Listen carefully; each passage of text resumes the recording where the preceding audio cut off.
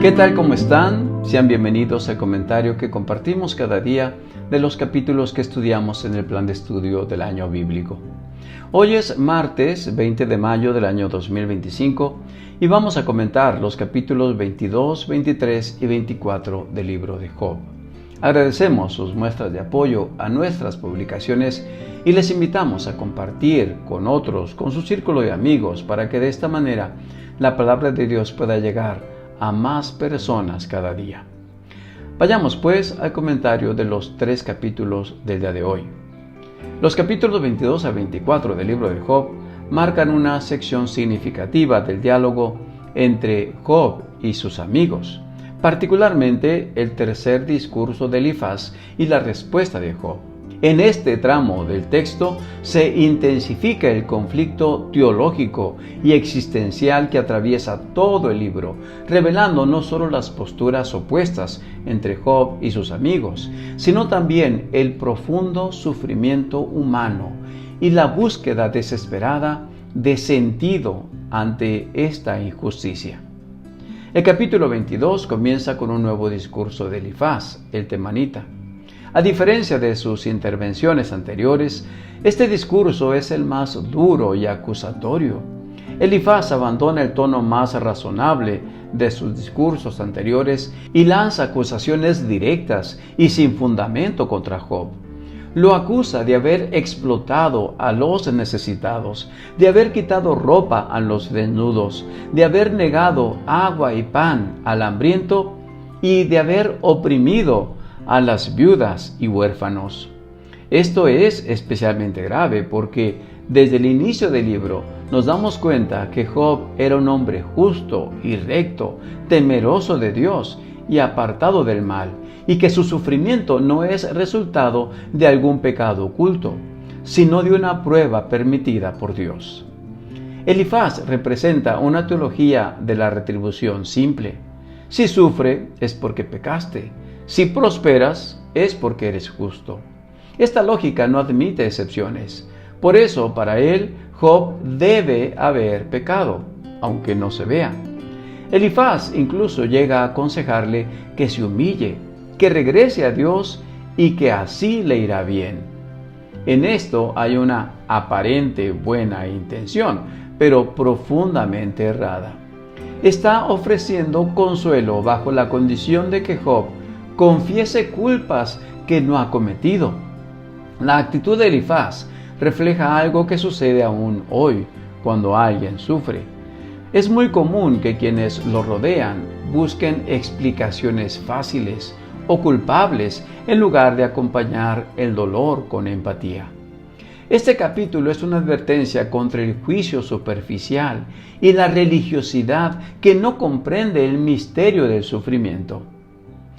En el capítulo 23, Job responde no directamente a las acusaciones de Elifaz, sino que expresa su deseo de poder presentarse ante Dios y defender su causa.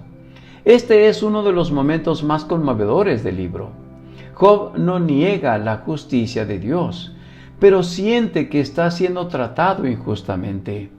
Anhela un encuentro personal con Dios, no para protestar, sino para buscar comprensión.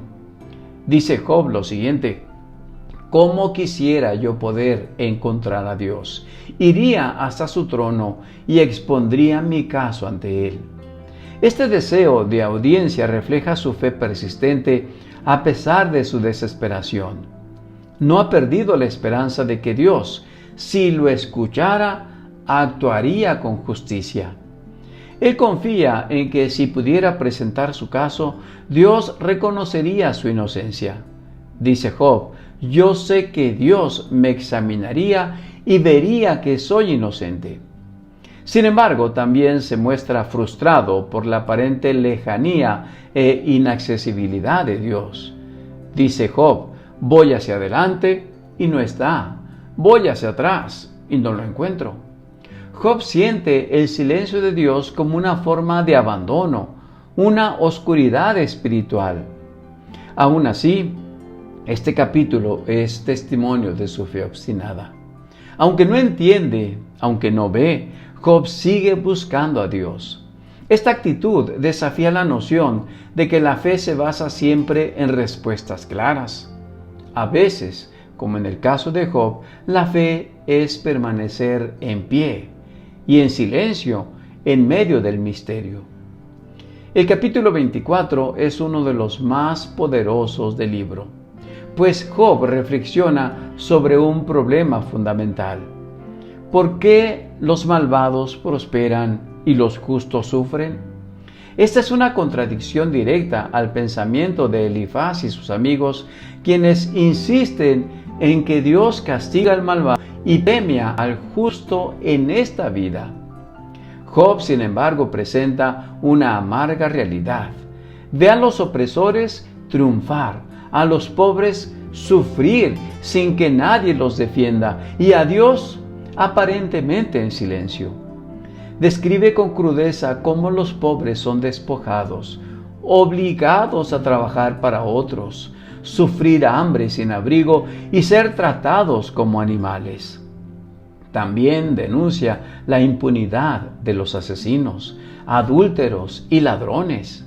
Dice lo siguiente: Dios los vigila y sin embargo viven tranquilos. Esta reflexión va más allá del caso de Job. Él no solo habla de su propio dolor, sino que se convierte en voz de todos los que sufren sin razón aparente. Denuncia la injusticia estructural, la indiferencia humana y la demora de la justicia divina.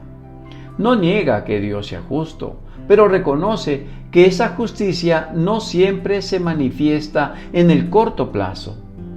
Aquí se vislumbra una de las grandes enseñanzas del libro de Job.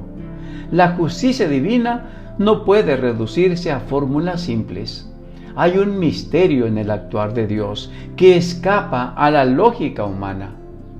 Job no es un rebelde sin causa, ni un blasfemo. Es un creyente herido que se atreve a cuestionar y a clamar.